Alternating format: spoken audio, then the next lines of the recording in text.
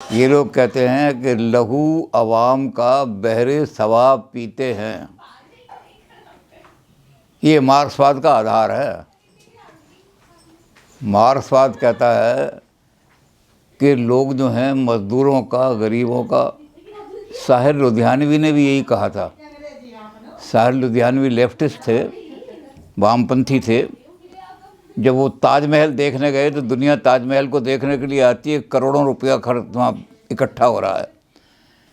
लेकिन जब साहिर लुधियानवी गए तो उन्होंने कहा कि मेरे महबूब कहीं और मिला कर मुझसे। ये ताजमहल जो है ये हमारे मिलने की जगह नहीं है। और उन्होंने बहुत सारा उस पर लिखा। पहले उन्होंने लिखा, अनगिनत लोगों ने दुनिया में मोहब्बत की है, कौन कहता है कि सादिक ना थे जज्बे उनके। कौन कहता है कि उनका प्यार सच्चा नहीं था। हज़ारों लोगों ने मोहब्बत की है, लेकिन उनके प्यार भी सच्चे थे।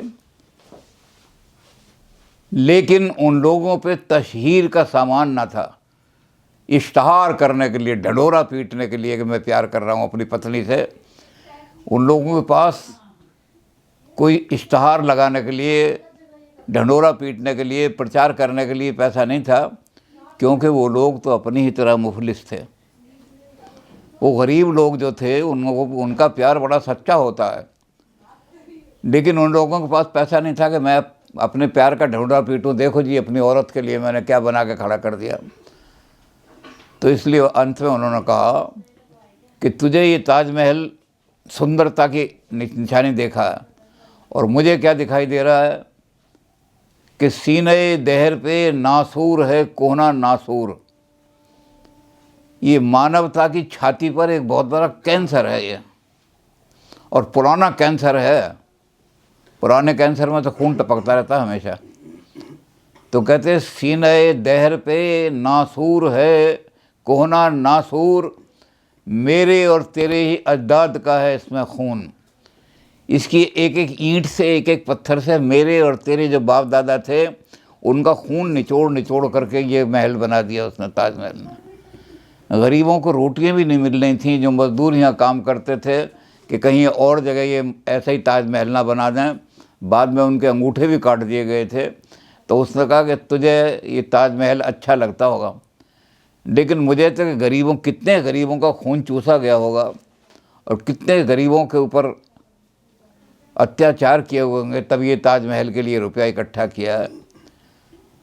तो ये जो चीज़ है ये वामपंथ का निशान है। ये मार्क्स की छाप बोल रही है।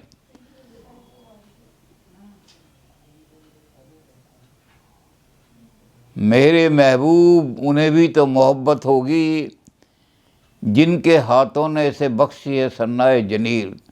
इतना सुंदर महल बना दिया। अगर उनके मन में मोहब्बत ना होती तो इतनी सुंदर बिल्डिंग नहीं बना सकते थे।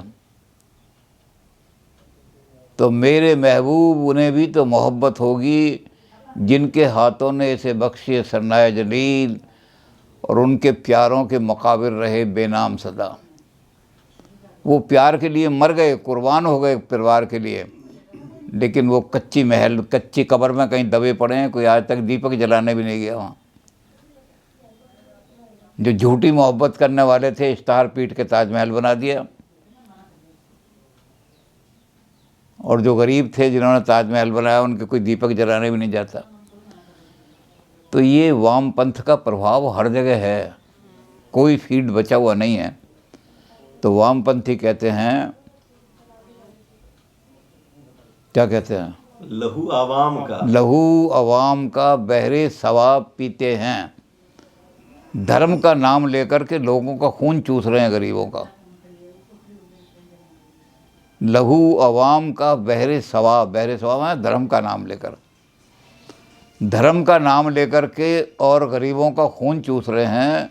वो पारसा हैं, पवित्र कहलाते हैं, बड़े ऊँचे, अजी बड़े ऊँचे महात्मा हैं ये तो वो पारसा हैं, मगर बेहिसाब पीते हैं।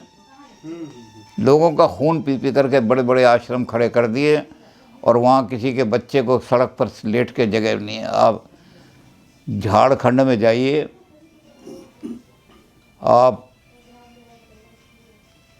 उड़ीसा में जाइए, ऐसी जगह जाइए जहाँ बिल्कुल हिमालय के एंड में जा कर के लाहौल स्पीति जगह है।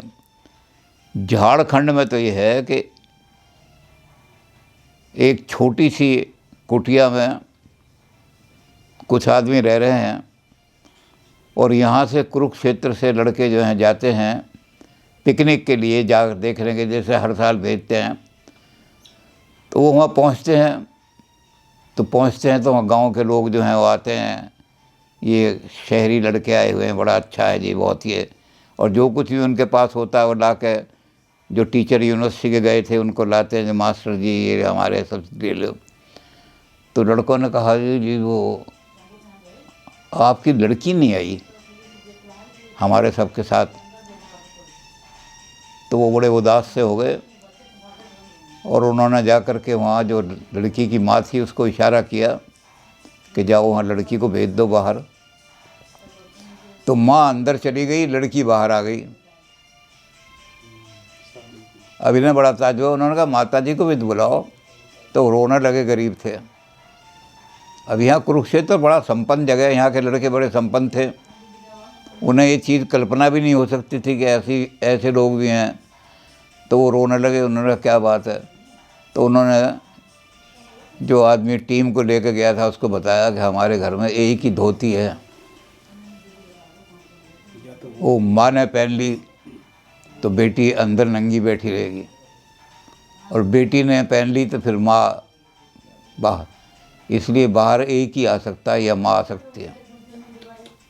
तो एक आध लड़का तो ऐसा प्रभावित हुआ कुरुक्षेत्र का, जिनका नाम लेने की मैं ज़रूरत नहीं, लेकिन उन्होंने अपने माँ बाप को कह दिया कि आपके घर में बहुत संपन्नता है, घर के अंदर किसी चीज़ की कमी नहीं है, मैं तो पढ़ाई छोड़ करके झारखंड में बैठ करके इन गरीबों की सेवा करूँगा। जहाँ ऐसी हालत में लोग रह रहे हैं और यहाँ तुम्हारी इतनी अमीरी कि सॉरी दिन में 3 बार साड़ियाँ बदल रही हैं औरतें।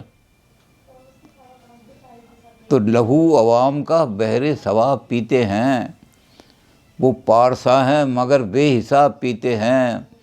और इधर हैं हम कि कभी 2 घड़ी खुशी के लिए बहुत दुखी होकर आए, दिन भर खड़े रहे, मजदूरी नहीं मिली, अब क्या करें, बच्चे रो रहे हैं, पत्नी रो रही है, रोटी घर में पकी नहीं। तो ये सोचने के लिए कि भाई इनका दुख दर्द हम नहीं देख सकते तो ज़रा सा डाल लेते हैं, पी लेते हैं। तो इधर हैं हम कि कभी 2 घड़ी के खुशी के लिए फलों का रस भी पिएँ तो शराब पीते हैं, गालियाँ देने लगते हैं, शराब ही है ये। अरे हमारी शराब अगर छुड़वानी है तो हमारे घर में ऐसी हालत कर दो कि हमें दुखी ना होना पड़े, दुख ना देखना पड़े बच्चों का, तो हम नहीं पिएंगे। तुम तो वहाँ मटके के मटके दूध। और अब ये मार्क्सवाद की बात का प्रभाव पहले हमने बताना शुरू कर दिया, मार्क्सवाद पहले बताया नहीं। तो मार्क्सवाद का प्रभाव जो है यही है सारा।